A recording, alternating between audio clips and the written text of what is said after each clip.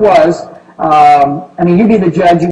Count Constantine de Volnay, during a trip to Egypt from 1783 to 1785, said this, and I quote, he says, "On seeing that head," what head? The Sphinx of Giza. "Typically Negro in all its features, I remembered the remarkable passage of Herodotus, the ancient Egyptians were true Negroes of the same type as all native-born Africans.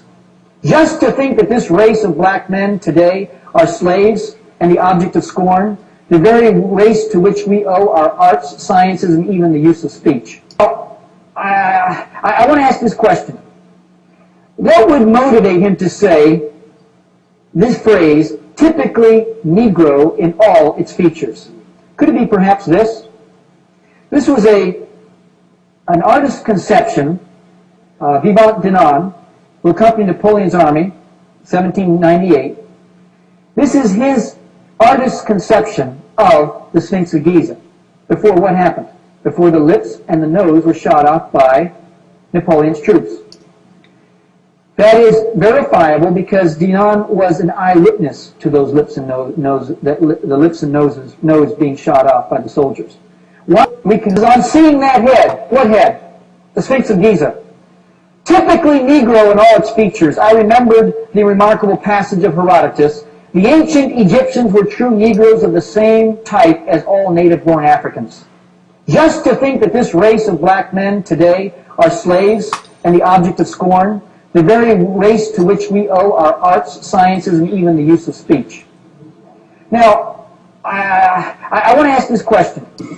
Now, if I were to tell you that blacks, for as many centuries as whites have been superior, if you want, in the Western world, that for just as many centuries blacks were superior, you'd probably find that hard to believe.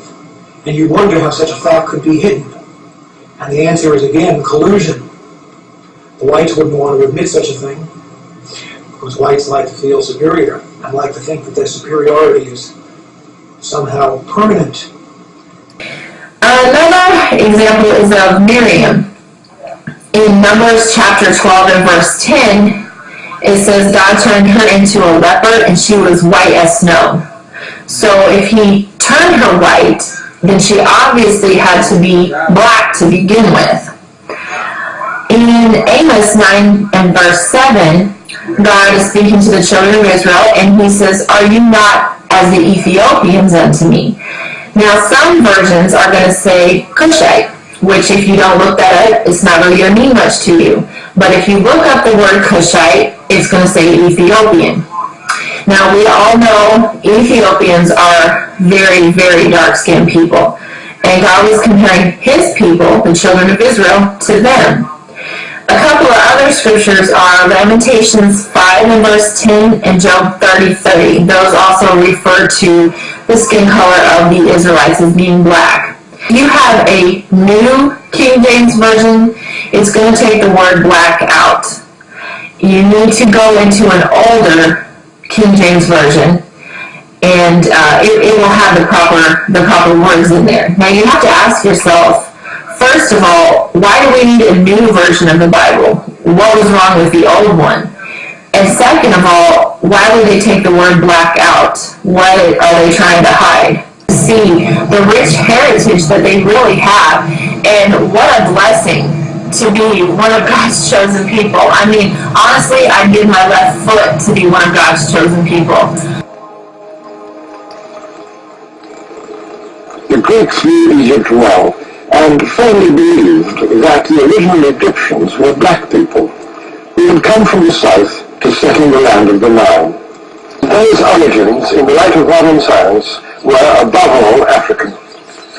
No matter what ideas or customs the pharaohs may have found in the ocean lands they conquered, Egypt's beginnings were in the south, in this inner Africa which the ancient Egyptians called the land of the gods, of the African gods whom they revered as their guardian spirits. The time came when Egyptian conquests ended. 400 years later, it was the turn of the kings of the south of Nubia, who now marched north to subdue the